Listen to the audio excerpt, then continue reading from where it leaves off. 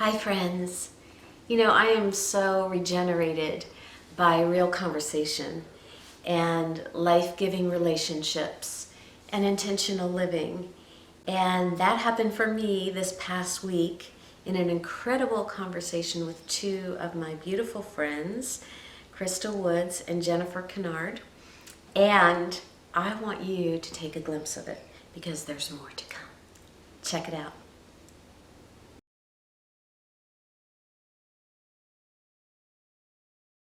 And I was like, where is she going to go with this? But then as I read through it, it opened up into like this flower, and each petal was a different first. And it kind of made my life feel full and had me thinking about all the different firsts that I've had and how I've navigated them and valued them. So it was just really great. It's a great way to like open up. For me, it was opening up my own life. Wow.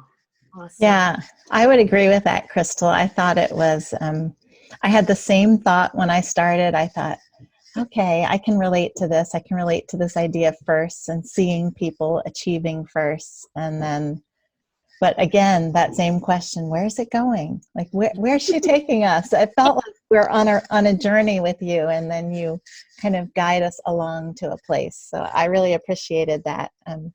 How does my desire for first affect my choices in life? How does my desire for other, people around me, their first, how does that affect my choices for them and their choices? So there's a lot to think about here. But I know when I had an infant, my first kid, I always say like that was probably the one that received the most damage because Right. I was The guinea pig. the guinea pig child, and perfectionism was such a huge part of feeling well with myself, being okay with me. There's more to this being first. And I love how Kim talks about that. I like how you talk about that, Kim, where you are beginning to then pose the idea that like, can we be first in something else? Mm-hmm. Like first to observe, first to give a positive word, first to pray for somebody, first to be there in a way. And so, yeah, it's fantastic in that regard. And I think awareness is really key. Mm-hmm. And isn't it really those firsts that make up most of our lives anyway? I feel like that's like 99% of my life are those kinds of things. Yep. Yeah.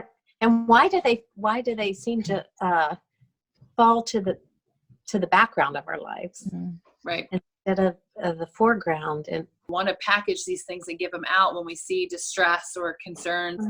But maybe it's just saying, here's some tea, here's some coffee. Like that's a very real thing in our family. Like we respond to hot liquids.